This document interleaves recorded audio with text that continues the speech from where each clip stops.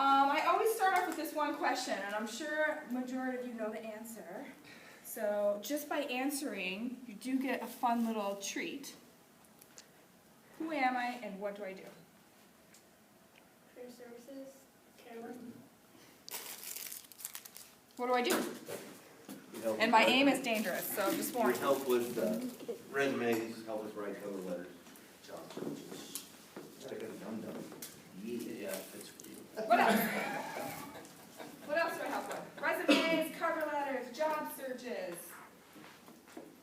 You also send out emails to let people know in their prospective careers, and you let them know what jobs are you're seeing that are sent to you. How many people have seen my emails with the jobs? How many people have been like, oh, I'm interested and actually applied for some of them? A couple of you? Good. Good. You don't have to like all of them. One recommendation for you on that note. Thank you for bringing that up, Scott. If there is a job you like, you're like, ooh, this is really cool. I really do want to apply for this one. Just shoot me an email back. Let me know. Because a lot of times, I know the HR person or the hiring manager directly, and I can help recommend you when you apply. So the process, usually what I do, if you let me know you're interested, I will say, awesome, that's really cool. Go ahead and apply, and once you apply, let me know and I will recommend you. So by you applying first, that shows me that you're taking the initiative and you're interested, and then I'd be more than happy to be like, hey, Scott Koger, he is amazing, and he has past juvenile justice experience. He would be a great fit for this position, okay? Good. All right, so I just have a easy little interactive true-false activity for us. So, true or false? When you pick up an application in person, it makes a difference to come well-dressed. True. True. Very true. True, yes. It definitely makes a difference, okay? So, how many people have done this before? Gone and picked up an application in person? Okay, those of you who have raised their hands, how many of you got the job? Good. Where was it? Where I work now, the Downs Academy. Awesome. Nice work. Shenanigans. Nice. Who else raised their hand? Where'd you get it? Burnside's assistant manager. What was it? Assistant manager position in one of the departments at Burnside's. Awesome. What were you wearing when you went there? Did you dress up? Yeah. Yeah? What did you wear? Just a polo shirt. Just like a nice outfit, nice slacks. Yeah? What did you wear? A dress. Nice. Awesome. Pretty much same, khakis and a polo shirt. Yes. It makes a huge difference. This is a technological age. Not a lot of people actually have a handwritten application anymore. Some places do. But a lot of places have online applications where you submit them electronically. How many people have done an electronic application? Okay?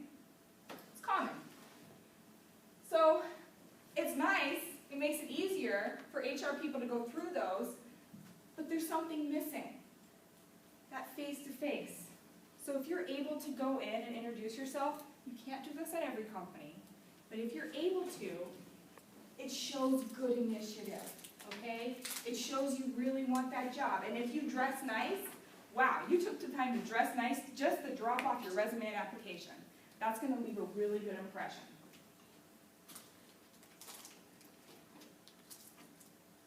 True or false? All of the following can be included on a resume. Helping a friend fix a computer. Babysitting. Handyman or woman work. How many handy women in there? Oh, no? I'm handy. Yeah.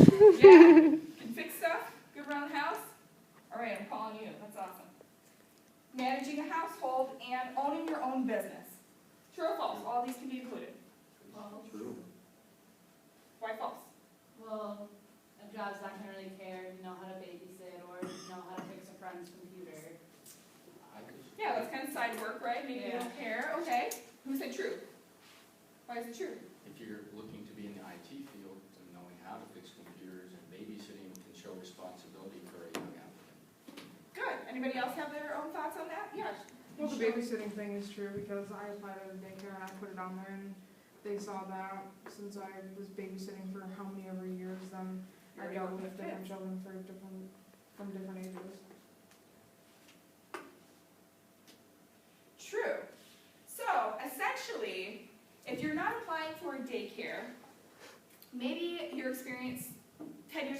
working with kids, maybe it might not be applicable if you're applying for an IT position. However, skills you will do babysitting, could they be transferable to another job? Like, for example, multitasking. Do you multitask when you have 5 kids in front of you? Yes, I have 20 in front of me. So Okay, you yes. have to- Are you just doing one thing and it's totally laid back? No, gosh, Yeah. no. No, gosh, no. Are there jobs out there that you have to do 20 things at once? Yes. So would you say multitasking with 20 kids might help you at a job? As you guys know, I recently just had a baby, and I find coming to work now is easier. It's hard, okay? So yes, some of those skills definitely are transferable. IT, you had said helping a friend fix a computer. Definitely. A lot. How many people are IT in here? Awesome. So, you know what? That's awesome though. A lot of HR people, they're looking for those side projects, even helping a friend. Maybe you built your own website on your own. Okay, those are all things that interest HR people. Very good. So all of those things can be included. The thing is, you want to make sure it relates to the job. So pull those skills out. So if you were a stay-at-home parent for 5 years with 3 kids, there's a lot of responsibility you probably had. But make sure you show those skills. Make sure they're transferable. If you're applying for an IT position, you're going to want to show the multitasking, those types of skills. And guess what? If you're like, geez, I don't know how to pull those skills from this job and make it relate to this job, who can you call to help you? You, Me. Okay? Call me. I will help you. I will help you make your resume look wonderful. especially. True or false? Having an objective on your resume is always a good idea. I'll say true. True? Why do you say true? Well, you want to know, you want the employer to know your objective when you're applying for that job, so you want to make it pertinent to the employer that you're sending your resume to. You want them to know that you're interested, you're showing that initiative. Yeah. You want to make sure they see your initiative. You want And, them to know that you're out there and that you want to work for their company. right. And specifically what they want. Okay, good. Anybody else have a similar opinion or different opinion?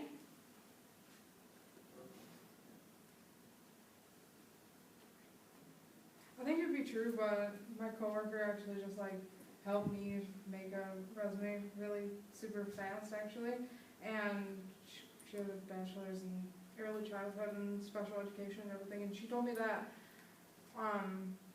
she said that I don't really need to put one because a lot of employers don't actually look at it. But I want to say it's actually true though. See, what do you think? I have no idea. Want to take a shot in the dark? I think it would be good. That way they know that you really want the job and why you want the job and that sort of stuff. I think that's a good guess. I do. I think that's a good answer. A couple people answered. God, can't forget to throw out candy. Oh gosh. I told you, my name's really good.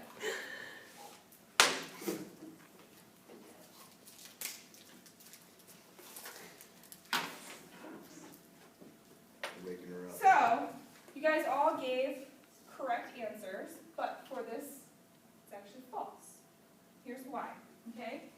Objectives are outdated, because you're right. HR people, they overlook that. They know you're applying for that job, all right?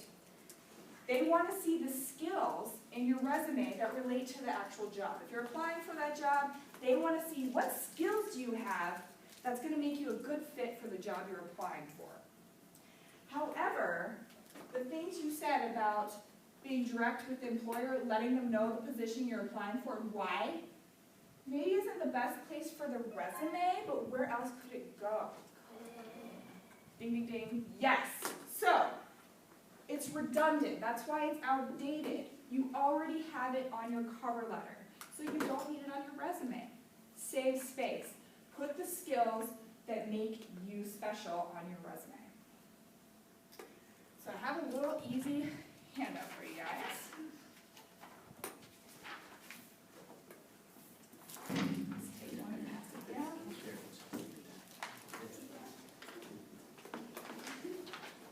Pass it down, please. Okay.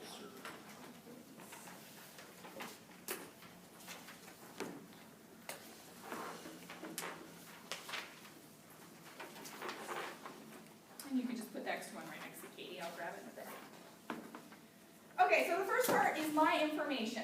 It's at the very top. So some of you, how many people are in their second quarter? Third quarter? Anybody beyond third quarter? Last quarter? Last, second? Second to last? Fourth? All right, so we got a good mix. Anybody first quarter in here? Okay. So, the best time to meet with me is when? Second quarter?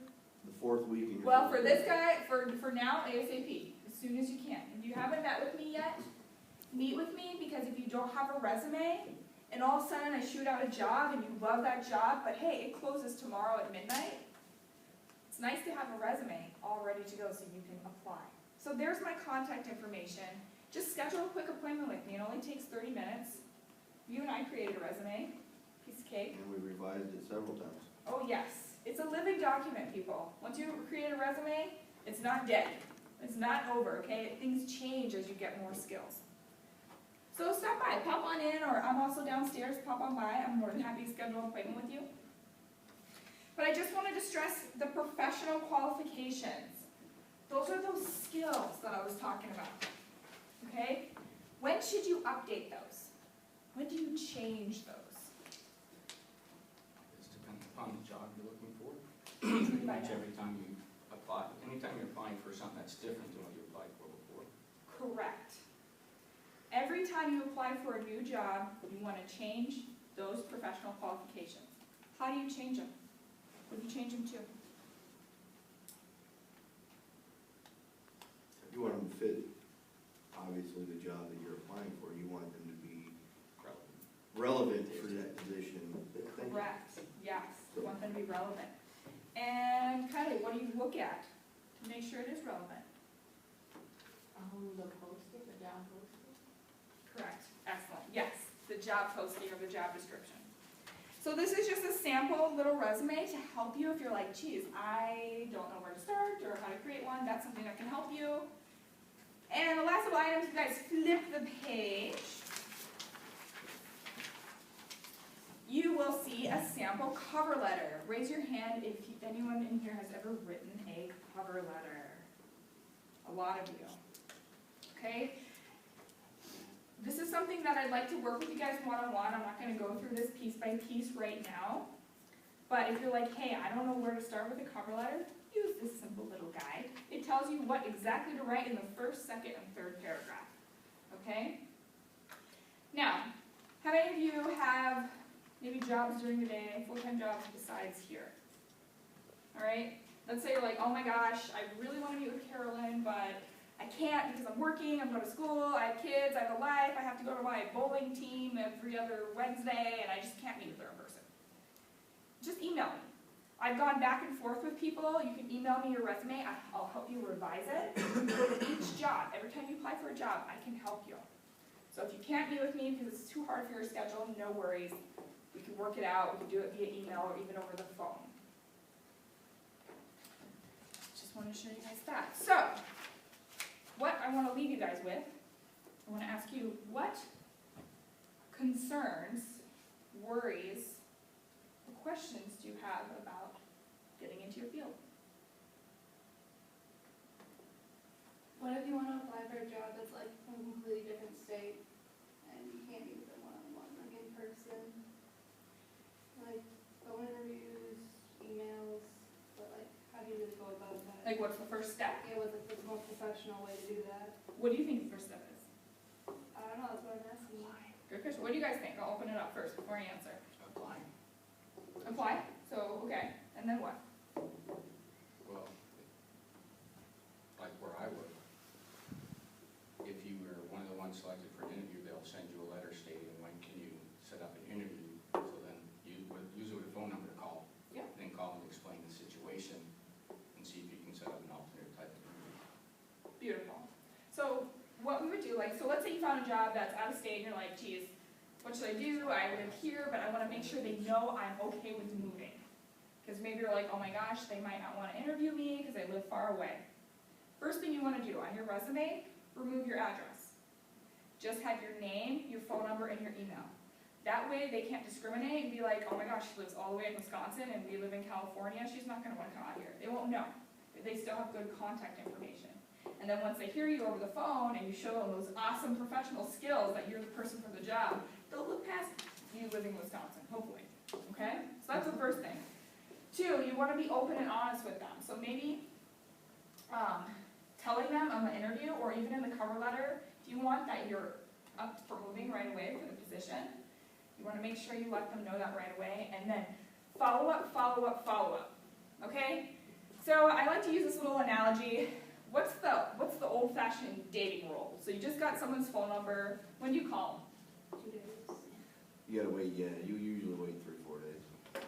4 days, okay? So I've always heard the 3-day rule. So you don't wanna call the day after because you look too desperate, right? But you don't wanna wait 5 days because it looks like you don't care. So I always say the 3-day rule.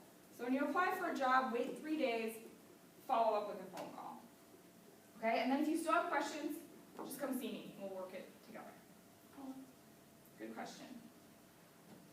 Any other worries, concerns, or just general questions? Just like for me, a lot of times I'm in the IT field, and most of the jobs that do come to already require a degree.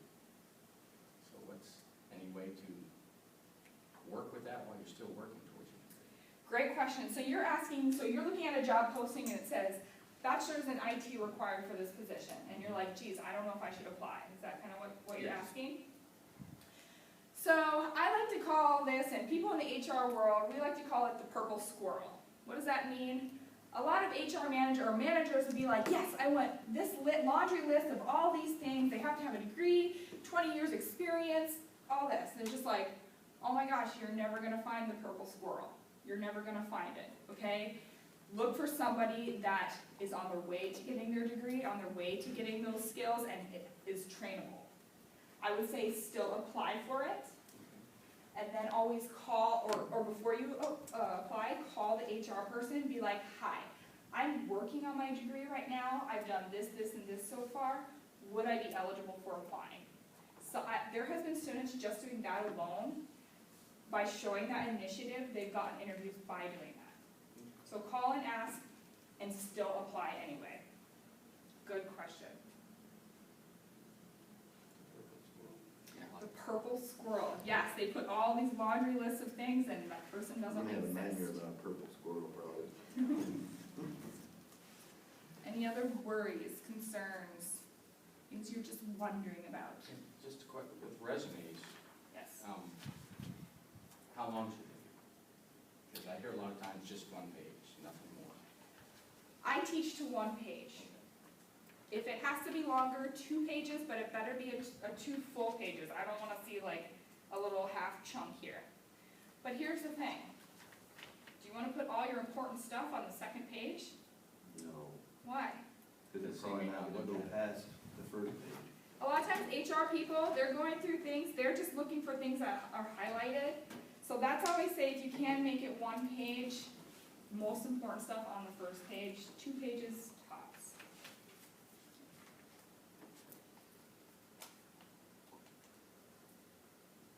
Alright.